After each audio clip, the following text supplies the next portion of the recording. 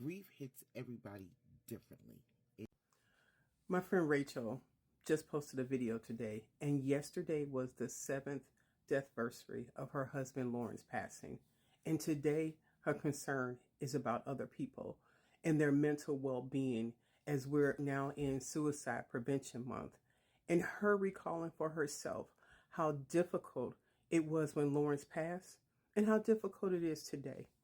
And one of the things that Rachel talks about that I cannot stress enough is grief hits everyone differently. We cannot make an assumption that we understand how someone else is feeling in their grief journey. Rachel and I are both on the 7th year of the passing of our late husbands, and our life looks differently. Even though my husband has passed, I will never tell another widow or widower, I know how you feel. Because I can't. I know how I feel. I can understand, I can relate to how you feel, because each person's grief is based on them and the person that they are grieving. My marriage to Mark was unique to any other marriage because Mark and I were unique individuals. Someone has lost a family member, a loved one, even in the same household. They don't know how each other feels because their relationship with that person that passed is unique to them as individuals.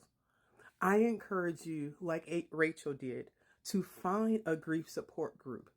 Do not isolate yourself for the entirety of this grief journey. There are other people that can relate to your journey. There are other people that can assist you in this process.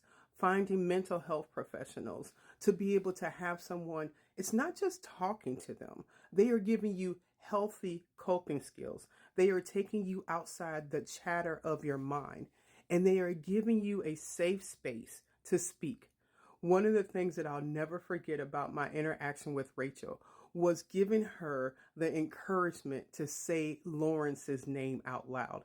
It took that deep throat moment out where his name was hovering and she just couldn't get it out. We will love our person forever. And most of us enjoy the opportunity to say their name out loud and someone not make it weird. To be able to say their name and remember all of the beautiful moments and the love that we had with them. The other thing I want to share with you is some of the things that people say when people are grieving that have no substance and usually do more harm than good. Do not ever tell someone, get over it. Do not ever tell someone they're in a better place and you should be happy. Do not tell someone, how long has it been and you still feel like that. The person they love is no longer in this world, and they are doing their best to cope, to deal with it and understand. If you don't know what to say, just quietly hold space with them. Just quietly be in their presence and let them know that you're thankful that they considered you a space to share how they are feeling. You are not alone on this grief journey.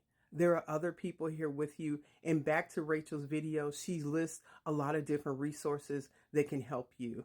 But no, you are not alone.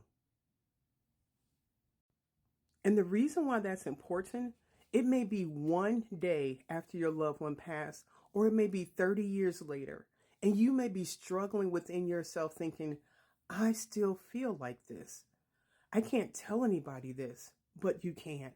There is a safe space to tell people, because surely just by the passing of time, grief often does not change.